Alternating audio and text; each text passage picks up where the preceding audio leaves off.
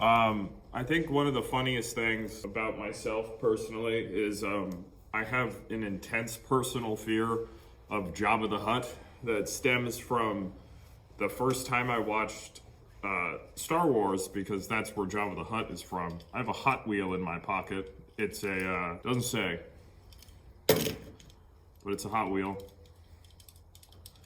Fidget spinners? Don't know anything about it. I got Hot Wheels. Whew! I'm 25. Intense personal fear of Jabba the Hutt.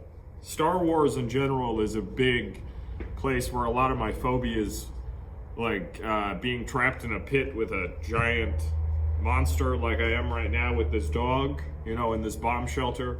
This is the Rancor. It could definitely eat me. Obi-Wan Kenobi was my personal hero. I tried to model my life after him, and that's why I am now alone in a desolate place trying to watch babies. Is that the savior of the planet?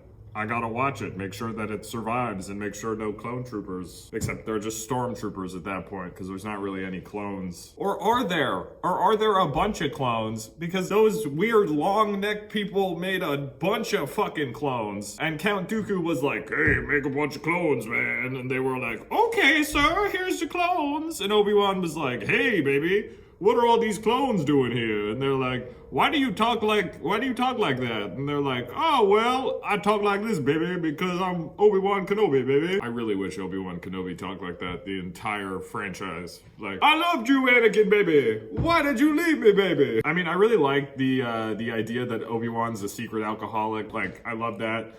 I love the fact that when he's on Tatooine, oh yeah, you better believe he's gonna be drinking as an old man that's like depressed about his life, because, you know, he fucked up his life pretty hardcore.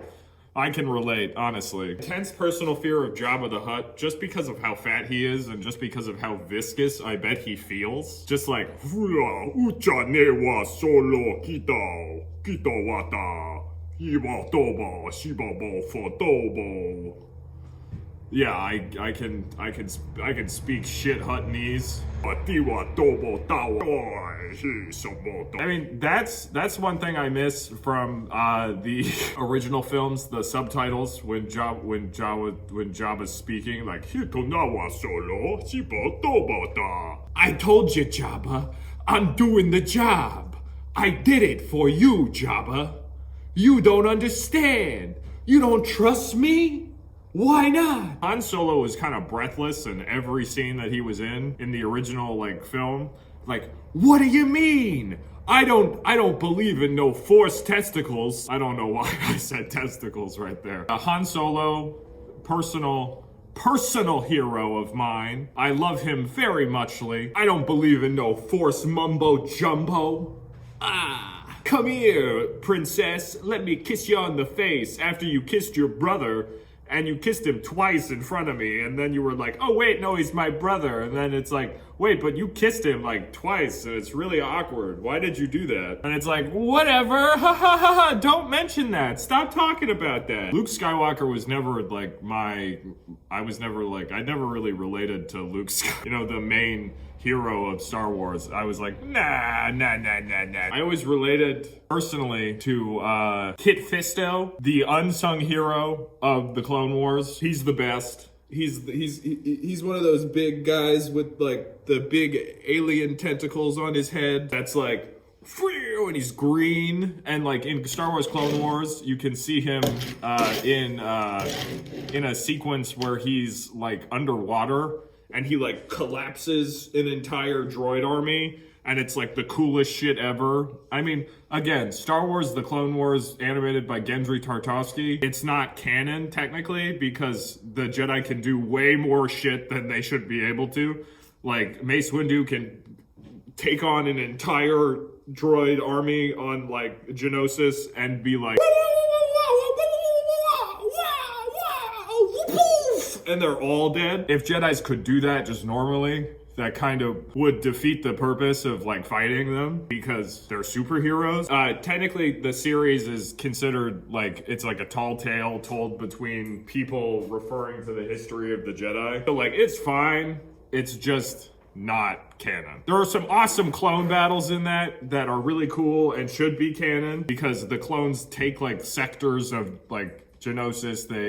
They're fighting as a unit. It's really cool to see them like be the military badasses that they should be, as organized hive minds that are like sharing their information and working together. Tamura Morrison, I think, like lends his voice, and that always gives more connection. I haven't seen the new Boba Fett series yet, just because I'm waiting till there's more of them, so I don't have to wait. I can just run through it, because I did that with The Mandalorian. I didn't do that with The Mandalorian, sorry. And I got so pissed waiting for episodes. And then I was like, I can't watch this fucking show, god damn it. I mean, I did. I ended up watching it, and Pedro Pascal is chef's kiss, perfect. Oh god, I said I wouldn't do that, but I did. Haha, fuck it. Pedro Pascal is the perfect addition to the Star Wars universe, just as a casual addition. Because he's got that face, he's got the attitude. And you know what? He really did a good job bringing respect back to the idea of a Mandalorian. And Boba Fett is my favorite. I love Boba Fett, but I love the Jason Wingreen version of Boba Fett. I love it's like what, 3 scenes of Boba Fett before he gets smacked in the back and falls into a hole. It's not good. It's not the best. But hey, it's Boba Fett. He's cool. He talks to Darth Vader angrily, like, I need him alive. Why are you such a bitch? Is it because you got burned when you were a kid? My dad's head got chopped off, you fucking asshole. Because that's a thing. Mace Windu goes, woo! Wah! Sashimi's fucking Jango Fett's neck. Dog is wandering around. But like, at the end of Clone Wars, when Boba Fett like picks up his helmet and puts it on his head, there is still a genuine chance that Jango Fett's head is still in there. I just want to say that, because every time that I see that, I remember a Mad magazine, like the Diego Andreas, like comics that were those wordless ones that were always the best part of Mad magazine, where Boba picks it up and has to like knock the head out. And I'm like, that's 100% a thing that had to happen. Just saying. Personal fear of Jabba the Hutt. The weird little shrieky thing. You know, that thing. I didn't describe it, but I made a noise. Greedo is always a horrifying, frightening. Oh, Solo. He's got that weird mouth. And also, technically, according to Clone Wars, at least if I'm being speciesist, there is one of them that is green and is like annoying, and he's hanging out with Anakin, so technically he's like 30, 35 when this is happening. So I genuinely believe that Greedo was friends with Anakin when he was a kid, and Anakin was like, man, this fucking guy sucks. And then when they needed, you know, smugglers and shit, because he's on Tatooine, it's all canon, it's fine, it works. Yeah!